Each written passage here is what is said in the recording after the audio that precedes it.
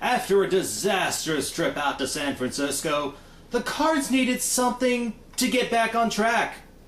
Throw in the Atlanta Braves, a return home to Busch, a 4-game series, and a broom. You might have something here. Details next. We're going out tonight to kick out every light, take anything we want, drink everything inside. We're going till the world stops turning while we burn it to the ground at night.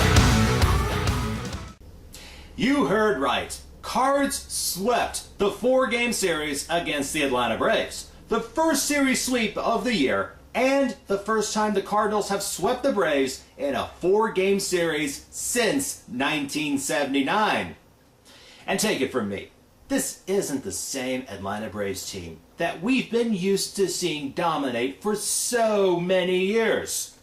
Yep, the days of Jane Fonda doing the tomahawk chop and turning it into a workout video are long gone.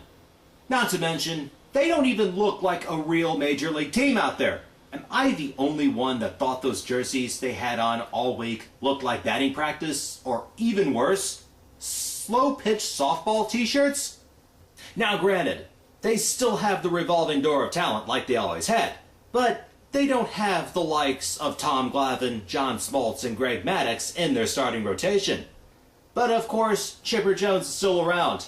However, he's nearing the end of his career. Anyhow, there were 4 games, so let's get started. Cards win on Monday night 4-3. Wasn't pretty out there for Kyle Loesch, and some misplays by Skip Schumacher didn't help either. Down 3-0 in the 6th, Schumacher walks, then scores on a groundout by Albert Pujols. Next inning, Colby Rasmus homers to lead it off, and Brian Anderson comes through with the game-tying hit, scoring Yadier Molina. Anderson's reward for being clutch? A one-way ticket back to Memphis. More about that later.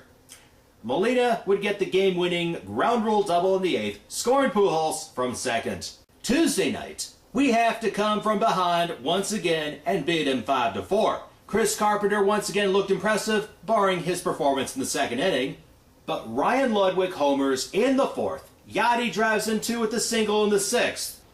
But contrary to popular belief, David Freese drives in the winning run, since the bullpen, namely Blake Hawksworth, gave up 2 runs in the 7th.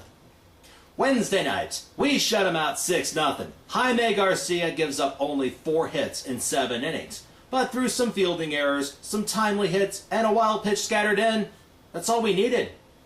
Of course, David Freese goes 2 for 3 and drives in 2. But that was nothing compared to yesterday's performance, annihilating them 10-4. No Pujols? No Brendan Ryan in the lineup?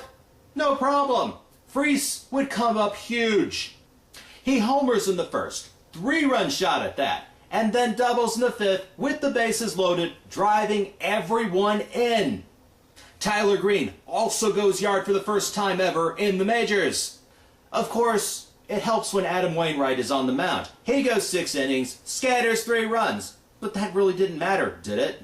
Now on to some other stuff. Monday, they put Felipe Lopez on the 15-day disabled list with an elbow injury, which they claim was troubling him since spring training. Really? If that was the case, then why was he out there pitching a couple weeks ago? Way to go, LaGenius! Anyhow, they bring up Tyler Green and John Jay, send Alan Craig back to Memphis. Brian Anderson also went down on Tuesday after Jason LaRue came off the disabled list. There were also a couple of notable players for Atlanta. Remember Troy Glaus? Yeah, even though he didn't get a paper cut on his pinky finger go on the disabled list, he did manage to go 3 for 11. Drove in a run on Monday, and he scored a run on Tuesday. While super rookie phenom Jason Hayward, Major League Baseball's answer to Sidney Crosby, didn't do quite as well.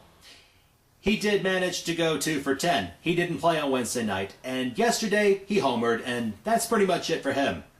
And Albert Pujols. Is it possible you can act like you care when you run the bases? If you do, you just might get that big contract extension like Ryan Howard did. Who am I kidding? He's going to get paid big time, especially since the Phillies gave Ryan Howard that ginormous 10-year, $250 million deal. That's $25 million a year. I don't think teams like the Kansas City Royals, the Florida Marlins, the Pittsburgh Pirates, those teams I don't even think pay their entire team that much alone one player. Of course, Ryan Howard's contract doesn't kick in till after the 2012 season. And if some people, like say the Mayans' theories prove to be right, the Phillies might actually save themselves some serious cash. The question is, how much will Albert get? As a matter of fact, that's going to be my question of the day. Submit your answers, comments, questions, or anything else in the comment box below. The Cards will put their 5-game winning streak on the line as the Cincinnati Reds come into town for 3. Till next time, subscribe on YouTube, follow me on Twitter, and add me on Facebook if you can find me. And remember, you're always a winner at Hot Shots. Go Cards!